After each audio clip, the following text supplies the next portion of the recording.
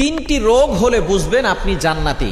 অর্থাৎ তিনটি রোগ যদি আপনার হয় তাহলে মনে করবেন আল্লাহ পাক রব্বুল আলামিন আপনাকে ভালোবাসেন, আপনাকে মহব্বত করেন। যাদেরকে আল্লাহ তাআলা ভালোবাসেন, মহব্বত করেন, তাদেরকে আল্লাহ তাআলা বিভিন্নভাবে পরীক্ষা করেন। তার ভিতরে একটা পরীক্ষা হচ্ছে অসুস্থতার নিয়ামত দিয়ে আল্লাহ তাআলা পরীক্ষা করেন। মনে রাখবেন, সুস্থতাও আল্লাহর নিয়ামত, অসুস্থতাও আল্লাহর নিয়ামত। আমরা অসুস্থ হয়ে গেলে অনেক সময় আল্লাহকে অভিযোগ করে বসি, আল্লাহ আমার কি দোষ ছিল?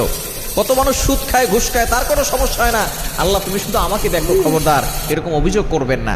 সুতরাং অসুস্থ হলে তিনটি রোগ যদি আপনার হয়, মনে করবেন যে আল্লাহ আপনাকে ভালোবাসে এবং আল্লাহ আপনাকে জান্নাত দিতে চাচ্ছেন। এক নাম্বার হচ্ছে যদি জ্বর হয়।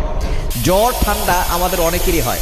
একবার নবীজি সাল্লাল্লাহু আলাইহি সাল্লামের জামানায় কয়েকজন সাহাবী বসা, নবী সাল্লাল্লাহু আলাইহি সাল্লাম বলতেছেন, একজন সাহাবী বলতেছেন আমার খুব জ্বর হয়েছে, অনেক সাহাবী বলতেছেন আমারও জ্বর হয়। এবার নবী সাল্লাল্লাহু আলাইহি ওয়াসাল্লাম বলছেন তোমরা তো আমার অন্তর্ভুক্ত, আমারও তো জ্বর হয়। কিন্তু একজন বলতেছে যে আমার জ্বর হয় না। নবীজি বলতেছেন তাহলে তুমি